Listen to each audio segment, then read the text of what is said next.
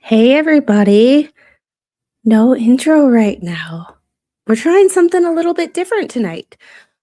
But one of the hardest things about living with chronic pain is being told that you still shouldn't be hurting. If you've ever heard that, tonight is definitely for you.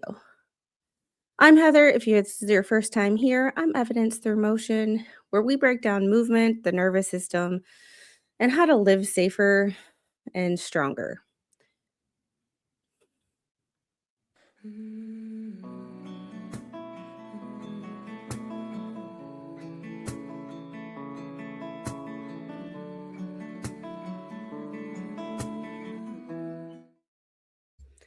As usual, it's no makeup Sunday, but it is brought to you by F Bomb.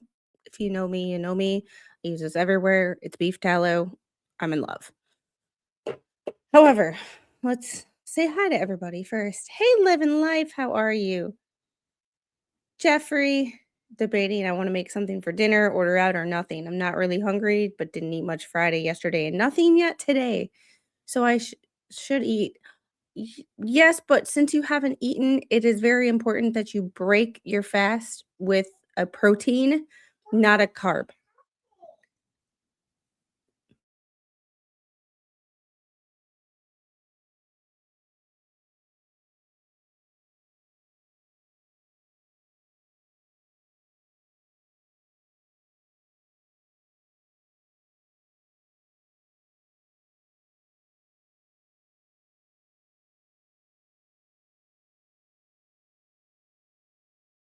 Sorry, baby girl interruption. We are currently having a baby doll crisis. Snipe Hunter, good evening, not Squid. How are you? Heidel, good to see you. Who else is here? Uh, Snipe Hunter was first. I love that you guys are here. So, as usual, we are keeping this to about Gail. Good to see you. This weather is making my pain intolerable. Yeah, I'm kind of having a day. Tammy, good to see you. So, as usual, on Sundays, we keep these to about 45 minutes to an hour to get you in, get you taken care of, and get you out. Tammy, I am working on getting a discount code. I don't know if it'll happen, but I'm working on it. So I'm working on it. Grandma Jackie, how are you? As usual, we and Uncle Buck is in the house. We are here to get you in, get you out. So we're gonna get started right away. Our first point of discussion is what is chronic pain? Because if we have a discussion about chronic pain without actually defining chronic pain, I feel like I've done you guys a disservice. Especially to those who might not have chronic pain. So, according to the International Association for the Study of Pain, which I didn't even know existed until I was researching this stream, chronic pain is pain that lasts longer than 3 months or beyond expected tissue healing time. You sprain your ankle, you expect 6 to 8 weeks swelling, things like that. And then you expect life to go back to normal. And if it doesn't, then it becomes a chronic problem. So, acute pain, on the other hand, is predictive and protective. When we sprain our ankle or we stub our toe, the, as usual, the little needs me. Be right back. Mama mode engaged.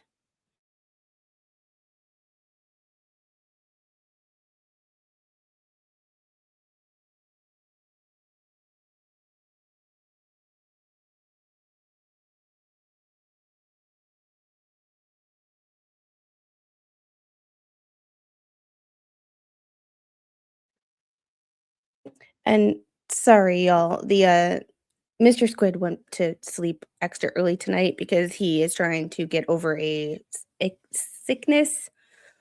With that being said, we still haven't figured out how to go pee by ourselves. Um, Acute pain, it's protection. You stub your toe.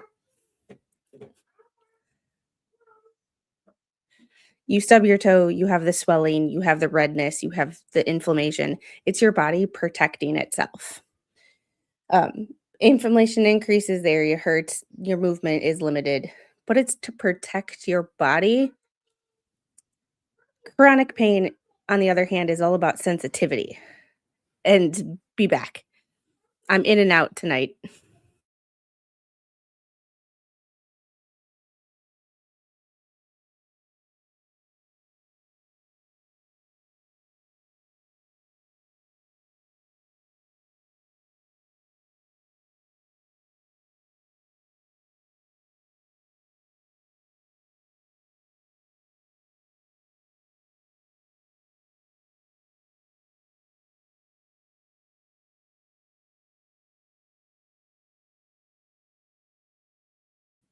I appreciate your patience with me because, you know, it is what it is. And Jeannie's in the house. Jeannie was my OT supervisor when I started working for acute care. So she, well, not she wasn't my supervisor. She was my the OT who would co-sign my notes, kind of be my mentor. So, since you're live now, I'll re-ask my question that you might have missed. How many people have chronic pain and don't really feel it because they have gotten used to it? Honestly, I have no clue. The world may never know. Um, the world may never know. Arthritis and rheumatoid arthritis and inflammation. Oy, the trifecta. Hey, photo lady, how are you? So, so I know Jeannie in real life, and Jeannie is a chronic pain sufferer as well. So the chronic pain is about sensitivity. It's not so much about the injury, but it's about how your nervous system interprets that injury. And healing of tissue and healing of pain, not really ever on the same timeline. If they are, consider yourself lucky. Research shows that when pain, and I have all my research and my notes on my other screen, so bear with me. Research shows that when pain persists, the nervous system itself can change. Your brain actually changes in response to sustained and chronic pain. Um, Neurons in the spinal cord become more responsive. The threshold for firing lowers. Signals amplify more easily. The perfect recipe for ouch, this hurts, and there's no musculoskeletal reason why I should be hurting. My shoulder hurts on a daily basis. Imaging, there's nothing actually wrong with my shoulder. However, it's a chronic pain issue. Even though my shoulder is healed, I still have nerve pain. It's a chronic pain is me. That's true. I mean, there no lies detected. I have chronic hip pain, back pain, and it doesn't ever let up. It's miserable. Yeah, and this stream is more about education. Later on, we will get to uh, things on what to do and things that you can do for chronic pain. But oh, oh yeah, oh, Gail, I almost read that wrong. My shoulder yesterday felt broken into pieces, and I'm sorry that that hurts. And but my brain read that as my shoulder yesterday. I fell and it broke into pieces, and I about had a panic attack. Um, I just rub my knees and my hands. I only take Tylenol at night. And that's the thing. Like the average person, apparently, the average person is supposed to walk around with a pain level of 0.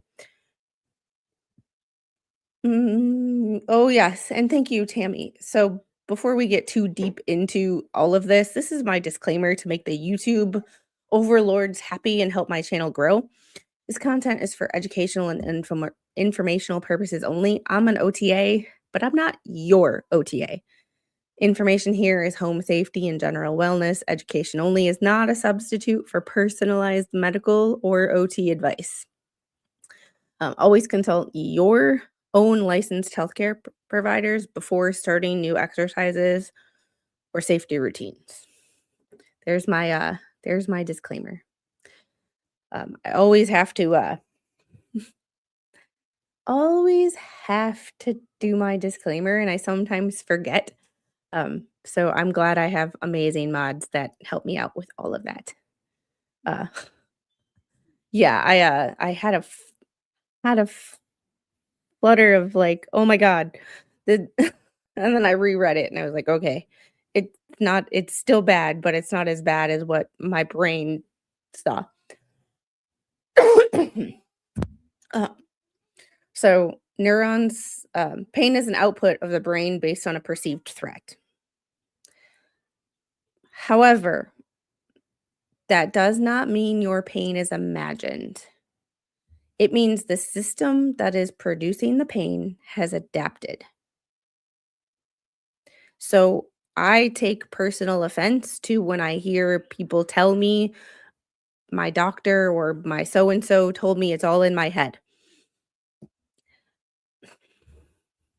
I just want to be like, no, no, like, no. And hey, Haley, how are you? Uh, so I, I'm assuming most of you here have a, some level of chronic pain or had pain even after you might not have that chronic pain now, but say you sprained your ankle. And I use that as my go-to because it's one of the most common things for adults and elderly people when they fall, or the teenager rushing down a flight of stairs or playing football. Um, Things like that. Ankle sprains are very common, so that's one of my go-to, like, you'll hear me repeat it. It's one of my go-to things that most often, 95 to 100% of the chat can understand what it's like to have an ankle sprain. Uh, I'm on enough meds, I don't need more, I don't like the way I feel on pain meds, and if I have them, I would only use them at night. Yeah, I can definitely relate to that.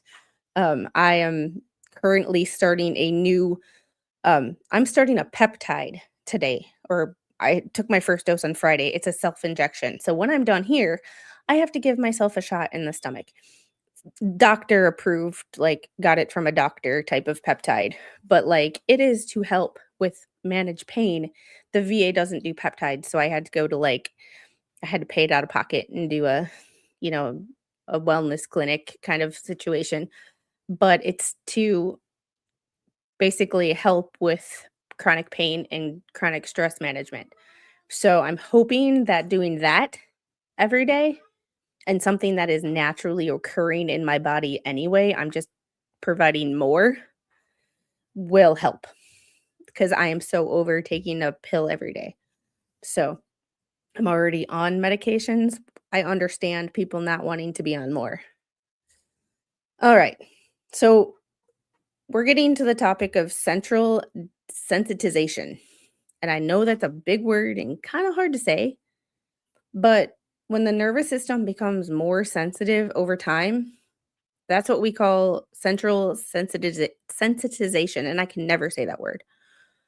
This is a documented neurophysiological process, not a trend. We're not going for, the trendy TikTok stuff. This is actual anatomy, physiology, biology. In central sensitization, neurons become more excitable,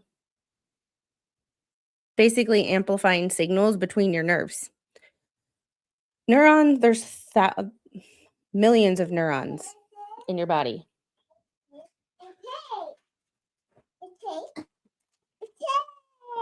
We'll play with these tomorrow because I don't know where the pieces are, and I'm not having you draw with marker on my walls tonight. No, baby.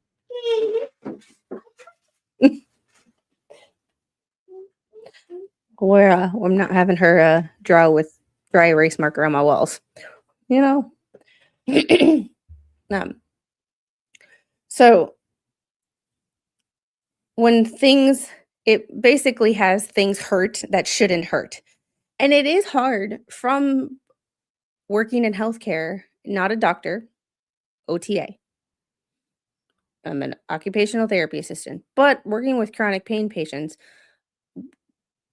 if you have a provider or you're working with a medical professional that is humble enough to admit chronic pain makes us uncomfortable because no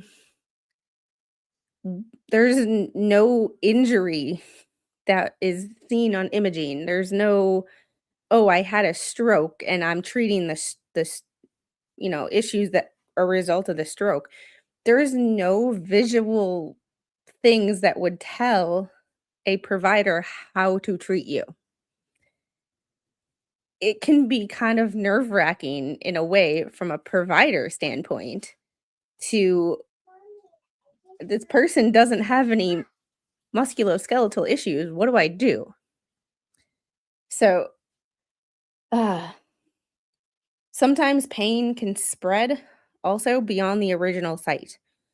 Referred pain is a huge thing. Like my shoulder, there's nothing actually wrong with my shoulder. We think my shoulder pain came from my neck.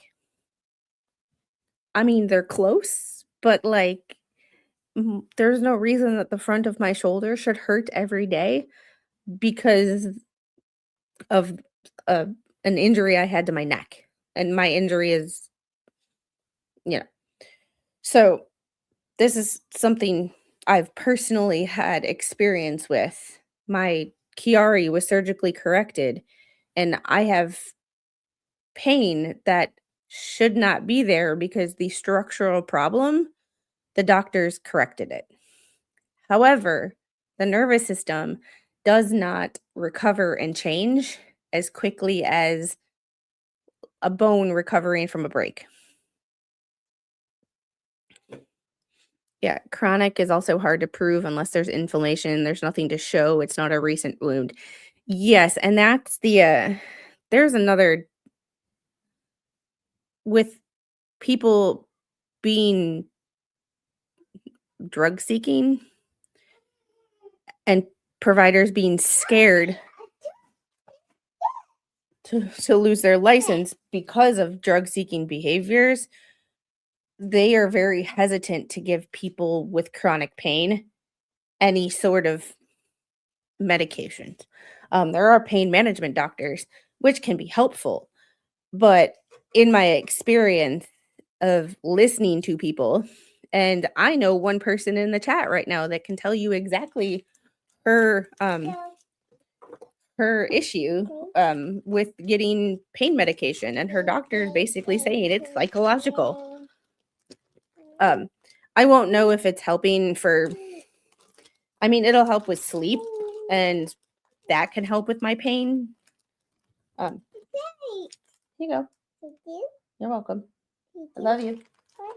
Oh, okay. Okay. You, baby girl, you have two hands, and the bag is open. Bye. So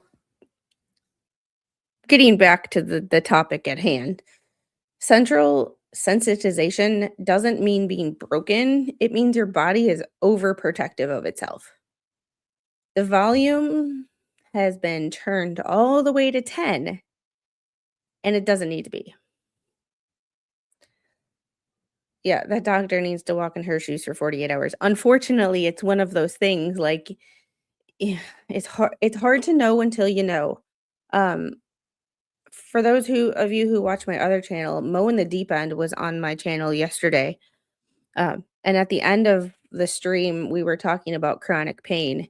And I kind of described it as like being pregnant. And I say this where you can empathize with someone who has been who is pregnant. You kind of know what they're going through. You can kind of like what the process is supposed to be, but you don't actually understand what it's like to be pregnant until you're pregnant. And then it's like, "Oh, now I understand what they meant when they said that this would possibly hurt, or this feels funny, or I'd have to pee every 30 seconds." You don't know until you know. But apparently the average person, walks around with a pain level of 0, and, I gotta say, like, the average person that I know walks around with, like, a 3. Yeah, really interesting conversation yesterday. Yeah, it was an interesting conversation the entire stream. However, the last, like, half an hour was definitely, definitely interesting.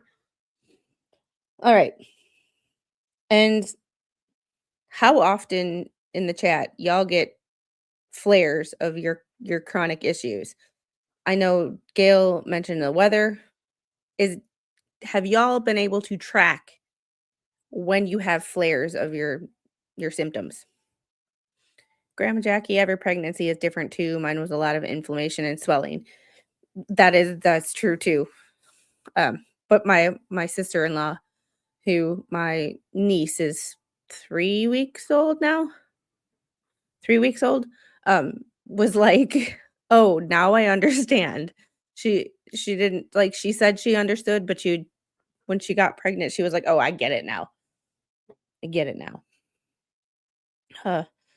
I was diagnosed 23 years ago. Mine is relapsing, remitting, hasn't changed to progressive. I do have issues with fatigue, muscle pain when doing things, weakness, mild foot drop, walking with a walker. A lot of times, so one of the things that I recommend, and this is not really a what can you do, but this is just something that I comes to my brain instantly, is keep a journal. And when you have a bad day, um, kind of write things down. It's almost like a migraine journal. Like people tell you to keep a migraine journal when you have a migraine, what you ate, what the weather was like, um, what your stress level was like the day before, and your symptoms that you're having. And sometimes you can kind of see a pattern and you can learn to negotiate. I don't know. You know that you're probably going to have a pain day because the weather, it's supposed to rain next Thursday. So you know that this week you're going to have to be a little extra cautious with not doing as much of a workout, or hey, I have to go pull weeds in my garden. Maybe I'm not going to spend as much time outside because I know the next day I'm going to hurt like hell anyway. Combined with the weather, it's going to make me feel worse.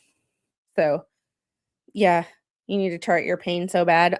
There are apps for it. I don't have a particular favorite because I don't use them because I need to do it too. Um, However, it's a it's one of those things where it's very helpful. And also it's one of those things that's not only helpful for you, but it's helpful for your provider because they're not with you 24/7. And even if you have the best doctor, nurse practitioner, whoever, therapist, they aren't with you 24/7, and the more information they have when working with you, the better off everybody is. So,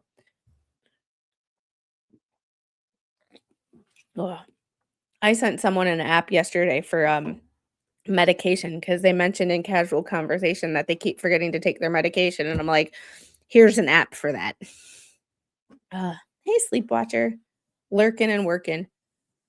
And this is one of those, this will not just be a one-off, I mean, this will be a standalone stream, but this topic is so big that there will be a definite pattern to this channel going forward, that this is going to be, and I haven't figured out how I'm gonna do it yet because life, when the little goes to school in the fall,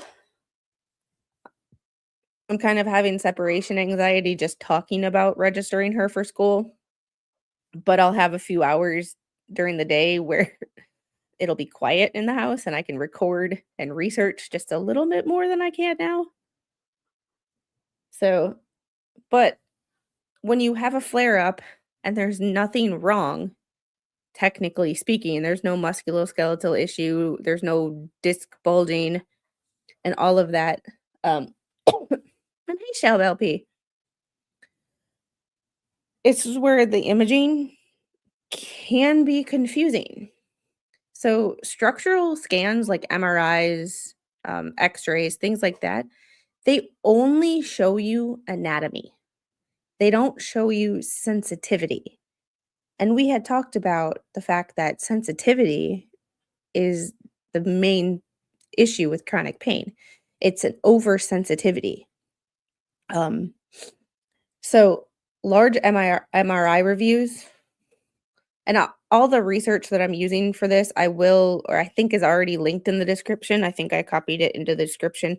If not, I will double check after the stream, but it is all in the description.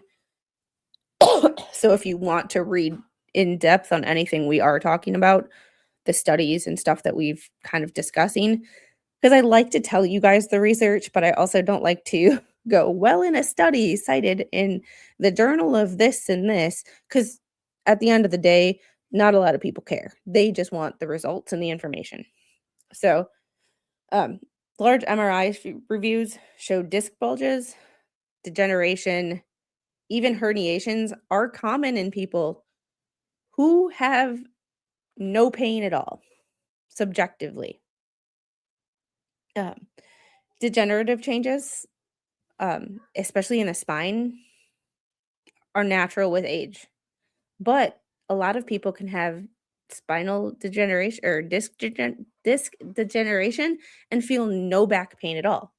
And then you will have some people, myself included, with the slightest bit of degeneration. Thank you, Navy. I appreciate you. Um, and you have intense back pain when you do certain things that should not hurt.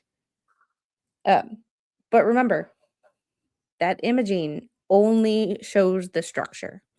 So when you get an MRI back and you see all these scary things on it, it's only the structure. You could feel completely fine, even though you have quote unquote back problems. Sickle cell, CRPS, amputation, most painful conditions I've come across, but now doctors and hospitals are trying to treat with Tylenol. Could you imagine getting your leg amputated? I can't. I worked with I worked with enough amputees where I'm like, nope, nope, no, you need to give me some hardcore meds. Like I'm used to the military's like 800 milligram ibuprofen and a prayer. Um, I just can't. Nope. Like, but yeah, CRPS is something that's really So Jeannie, the woman who was on my stream yesterday, Mo in the Deep End, you should probably go subscribe to her channel if you like trial watching, but she has CRPS. And there are a couple people who subscribe to my channel who are CRPS patients. One is currently going for an elective procedure and already knows who their PT is going to be, and their PT has no idea what to do with CRPS.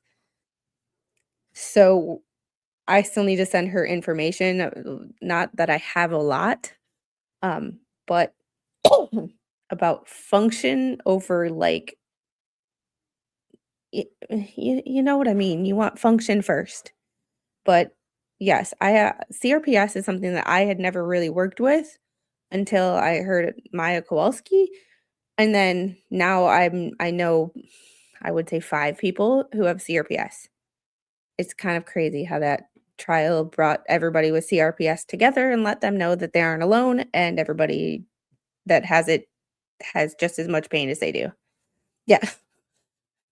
Speak of the speak of the devil and she shall appear. Yes, Lori Ann. Oh, Lori, and not to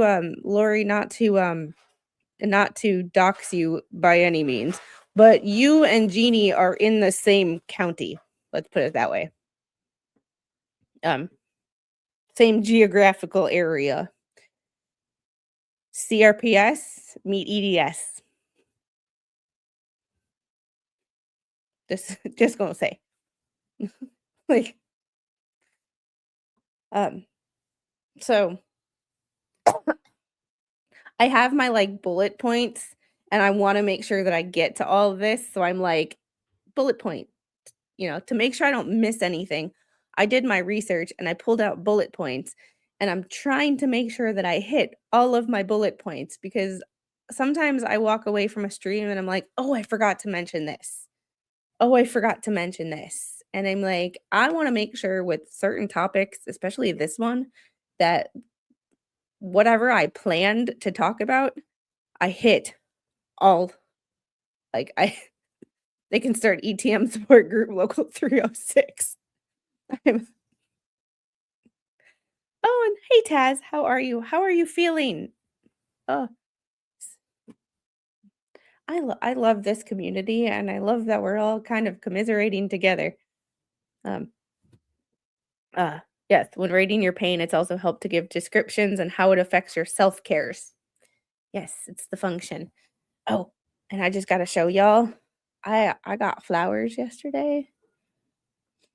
Honestly, this is the first time Mr. Squid has given me flowers in the 20 years I've known him. 21 years I've known him. So,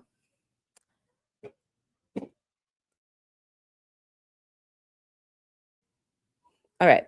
So, just because getting back to what we were talking about with the MRIs and the imaging, just because your imaging or imaging only shows structure doesn't necessarily mean that structure doesn't matter. Um, acute injuries and severe compression absolutely matter. But in persistent pain, structure is only one piece of the puzzle.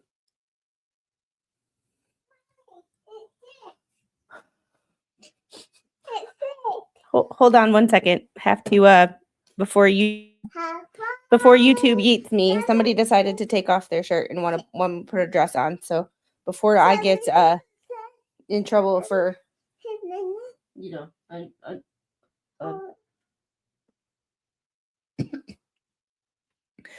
the little is in her stripper phase. Yeah. Before before I get in trouble with YouTube, we have to make sure that we're good from the perspective. And thanks to Shellbell P. Hold on one second. Just making sure I have the right. Yes. Shellbell P for the $10 Ko-fi. I appreciate you so very, very much. So very, very much. So, and this is where you have to have you and your provider have to have a talk about the whole picture.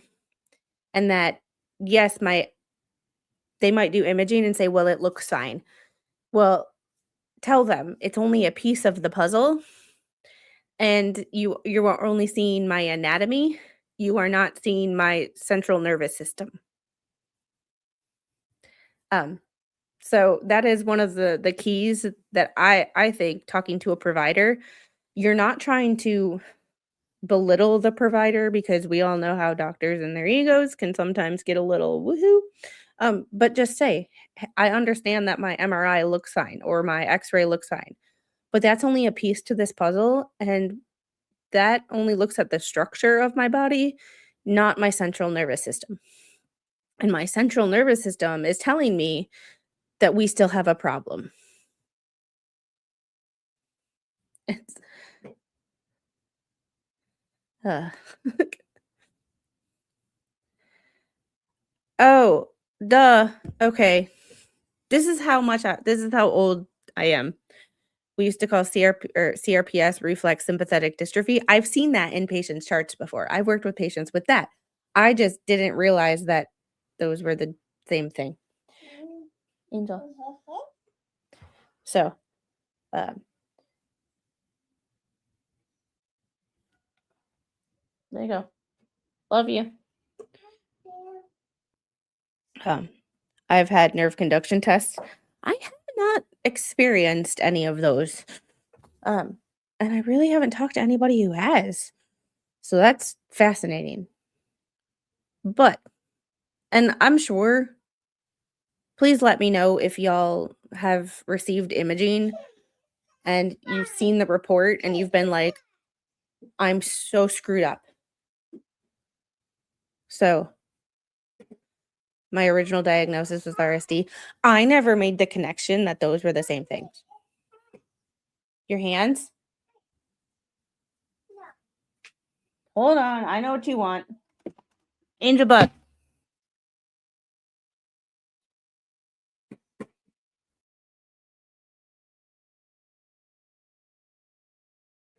So. No. Okay. Okay. Go wash your hands. Just don't flood my bathroom. Please. I used to do nerve conduction tests and assist in needle EMGs. Oh. Oh. Hey, Dragon's Gravy. How are you tonight? EMGs, nerve conduction tests suck. Yeah, unfortunately, the structure of my MRI told a big picture. So I didn't really need the nerve conduction test. However, good job. However, when my neurologist was testing my reflexes, okay. When my neurologist was testing my reflexes, he was like, "Do you mind if I bring in the med students to look at this because this is not something you see every day?" Fascinating. Fascinating. Oh, Taz, this because it's my different channel. This channel is not monetized. This channel only has 273 subscribers. Um, this is this channel is not there yet. With brown squared DD, their MS, ankylosing spondylitis, lupus, and cancer. Oh, I live with constant pain, and narcos do not work for me. That's a long list.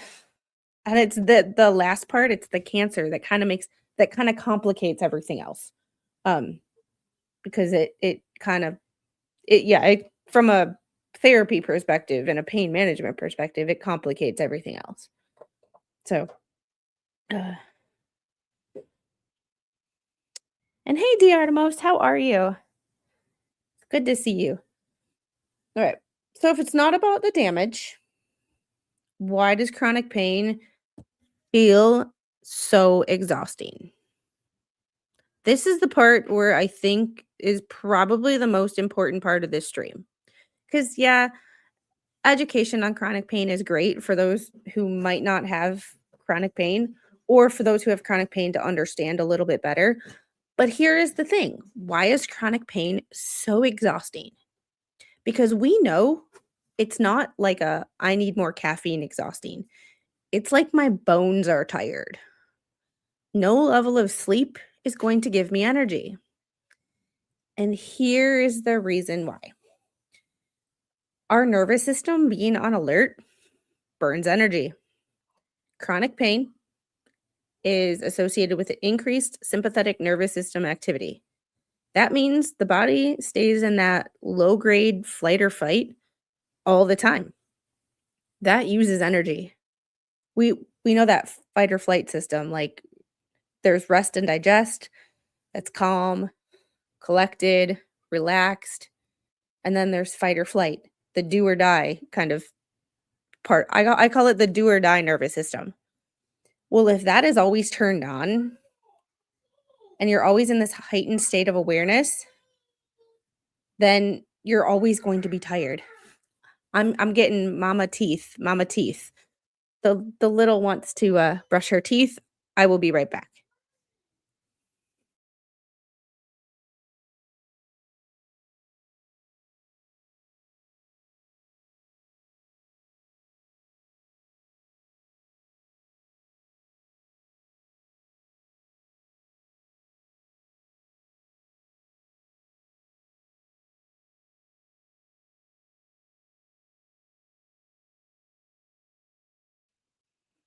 Hey y'all. Sorry, when the little wants to brush her teeth, I am never one to take the opportunity where she wants to put a toothbrush in her mouth and clean her teeth. I'm never going to say no to that. So, yes, this is my baby channel. This is my heart and this is my pride and joy. This is what I went to college for. This is everything. I don't think you're alone with that. I think that a lot of people um feel like this is my body just hates me, and you go to sleep at night and you don't know how bad your body is going to hate you the next day. Is it going to be a good day? Am I going to be able to do things? Am I not going to have to like warm up 30 minutes before a workout to try to loosen up my joints before I work out? Do a workout before a workout. Make that one make sense. But it's also the fact that that fight or flight system causes your sleep disruption. And that sleep disruption in chronic pain messes with your restorative sleep, which is what that deep sleep when you get that deep sleep, that's when you wake up nice and refreshed. Poor sleep also equals increased pain sensitivity. And then chronic stress can also raise your cortisol levels, the stress hormone.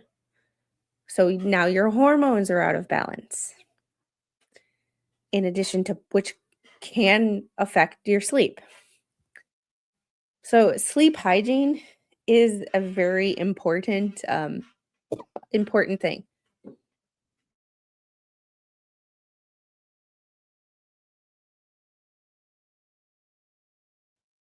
Uh, there's also muscle guarding. So when you have that chronic shoulder pain or chronic back pain, you're always in this sense of you're guarding it because you never know what's going to cause you pain.